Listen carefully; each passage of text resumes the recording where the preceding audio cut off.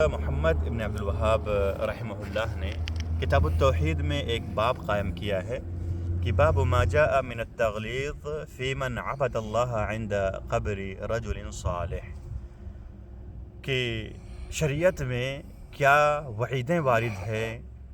اس شخص کے لیے یا ایسے لوگوں کے لیے جو کسی نیک شخص کی قبر کے پاس جا کر کے اللہ کی عبادت کرتے ہیں۔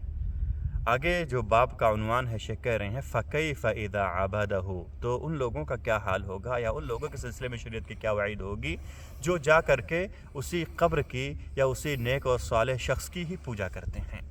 اس سے متعلق شیخ نے کئی حدیثیں ذکر کی ہیں، ان میں سے حضرت عائشہ رضی اللہ تعالیٰ عنہ کی ام سلمہ رضی اللہ تعالیٰ عنہ سے مروی وہ حدیث بھی مذکور ہے جس میں وہ کہتی ہیں کہ اللہ کے رسول صلی اللہ علیہ وسلم میں نے حبشہ کی سرزمین میں ایک کنیسہ دیکھا جس میں بہت سارے اسٹیچو وغیرہ تصویریں وغیرہ بنی ہوئی تھیں، تو نبی پاک صلی اللہ علیہ وسلم نے ان کے بارے میں کہا تھا اولئک شرار الخلق عند اللہ، کہ وہ جو ہیں وہ جو ایسا کام کرنے والے یعنی عبادت گاہوں میں تصویریں بنانے والے اسٹیچو بنانے والے جو ہیں یہ لوگوں میں سب سے برے لوگ ہیں۔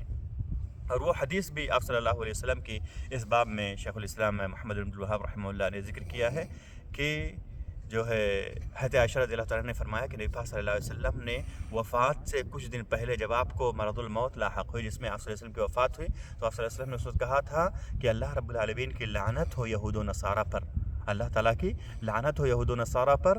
جنہوں نے اپنے انبیاء کے قبروں کو سجدہ گاہ بنا لیا۔ اسی طرح سے جندب ابن عبداللہ رضی اللہ تعالیٰ عنہ کی حدیث بھی اسی معنی میں ہے، اس کو بھی شیخ نے جو ہے ذکر کیا ہے اس باب کے تحت۔ ان تمام چیزوں سے ہمیں یہ بات معلوم ہوتی ہے، تمام نصوص سے ہمیں یہ بات معلوم ہوتی ہے کہ ہمیں کسی قبر کے پاس نماز نہیں پڑھنا چاہیے، کسی نیک اور صالح شخص کے قبر کے پاس بھی جا کر کے ہمیں اللہ کی بھی عبادت نہیں کرنی چاہیے۔ کسی قبر کے پاس جا کر کے اس کی عبادت نہیں کرنے کی بات ہو رہی ہے، بات ہو رہی ہے کہ اس قبر کے پاس جا کر کے اللہ کی بھی عبادت نہیں کی جا سکتی ہے۔ اس میں وہ بھی داخل ہوگا کہ جو ہے قبروں پہ مسجد بنانے کا کیا حکم ہے، تو جائز نہیں ہے، اور جو ہے اگر قبر ہے صرف وہاں مسجد نہیں بنائی گئی ہے تو بھی یہ حکم ہے کہ وہاں نماز نہیں پڑھنا ہے۔ اسی طرح سے ہم دیکھتے ہیں کہ جو ہے نبی پاک صلی اللہ علیہ وسلم کی قبر مسجد نبی شریف کے اندر ہے، تو اس کا کیا جواب ہوگا؟ تو آپ جان لیں کہ نبی پاک صلی اللہ علیہ وسلم کی قبر جو ہے وہ مسجد نبی شریف کے اندر نہیں بنائی گئی، آپ صلی اللہ علیہ وسلم کی قبر جو ہے وہ مسجد نبی کے باہر تھی، حضرت عائشہ رضی اللہ تعالیٰ عنہ کے حجرے میں جہاں پہ آپ صلی اللہ علیہ وسلم کو موت آئی، وہیں پر جیسا کہ حضرت ابوبکر رضی اللہ عنہ کی حدیث ہے کہ انبیاء کرام کو وہیں دفن کیا جاتا جہاں ان کی وفات ہوتی ہے، تو اسی لیے وہاں پہ آپ صلی اللہ علیہ وسلم کو دفن کیا گیا تھا۔ اور بعد میں توسیع کرتے ہوئے حضرت عبد الملک ابن مروان کے زمانے میں جو حضرت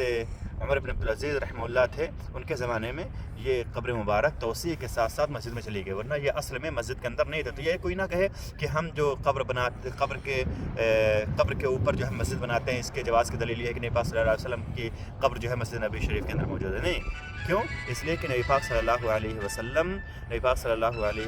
کی قبر جو ہے مسجد نبی کے اندر نہیں تھی۔ اسی طرح سے جو ہے قبروں میں مقبرے میں جا کر کے نماز پڑھنا وغیرہ یہ بھی جو ہے ممنوع ہے، کیوں؟ تمام چیزوں کا خلاصہ یہ ہے کہ ہمیں قبر کے پاس یا قبر پر بنی ہوئی مسجد میں نماز نہیں پڑھنا چاہیے، یہ نبی پاک صلی اللہ علیہ وسلم نے ہمیں اس سے روکا تاکہ آپ صلی اللہ علیہ وسلم کی امت شرک تک نہ پہنچے۔ باتیں بہت ساری ہیں، بس میں تو ختم کرتا ہوں۔ اللہ تعالیٰ ہم سب کو توفیق دے کہ ہم حدیث کو سمجھیں اور دین کو سمجھیں اور شرک اور بدعات سے کوسوں دور رہیں۔